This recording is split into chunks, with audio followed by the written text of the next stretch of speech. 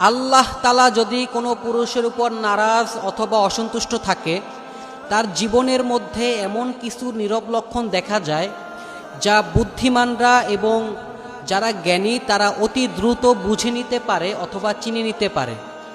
আপনার জীবনের মধ্যে অথবা আপনার লাইফে যদি এরকম 4টা লক্ষণ থাকে অথবা এই 4টি লক্ষণ থাকে, তাহলে আপনি বুঝে নেবেন যে আল্লাহ তাআলা আপনার উপর নারাজ এবং অসন্তুষ্ট।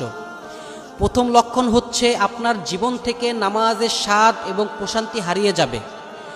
ইবাদত তখন আপনার কাছে বোঝা মনে হতে থাকবে। এক কথায় নামাজের কথা, আল্লাহ তাআলার ইবাদতের কথা, কোরআনের কথা, হাদিসের কথা, দ্বীনের কথা আপনার কাছে বোঝা মনে হবে এবং বিরক্তিকর লাগবে। দ্বিতীয় লক্ষণ হচ্ছে আপনার জীবনের মধ্যে রক্ষতা এবং রাগ চলে আসবে।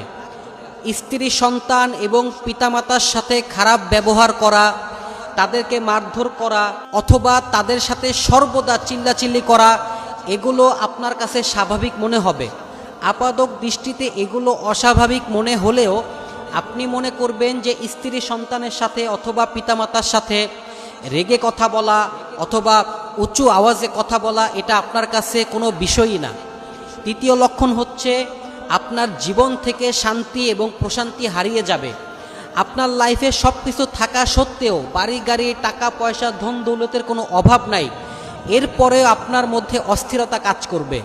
টাকা পয়সা, ধন দৌলত, অনেক সম্পদ আছে, তবে এগুলোর মধ্যে কোনো বরকত থাকবে না। এক কথায় আপনি দেউলিয়া হয়ে থাকবেন। অনেক কিছু আছে আপনার কাছে, কোনো কিছুর কমতি নাই আপনার মধ্যে, তবে যেই সুকুন, যে প্রশান্তি নামক একটা জিনিস, এইটা আপনার মধ্যে থাকবে না। এই জিনিসটা আল্লাহ তাআলা আপনার অন্তর থেকে উঠিয়ে নিবে। চতুর্থ লক্ষণ হচ্ছে আপনি গুনাহকে আর গুনাহ মনে করবেন না। অর্থাৎ আপনি পাপ করতেছেন, আপনি আল্লাহ তাআলার নাফরমানি করতেছেন, কিন্তু এই গুনাহ করার পরেও, এই অন্যায় করার পরেও, এত পাপ কাজ করার পরেও আপনার মধ্যে কোনো অনুশোচনা কাজ করবে না। এক কথায় আপনি আল্লাহ তাআলার নাফরমানি করতে থাকবেন সব সময়, কিন্তু এই গুনাহকে, এই আল্লাহ তাআলার নাফরমানিকে আপনি তোয়াক্কা করবেন না।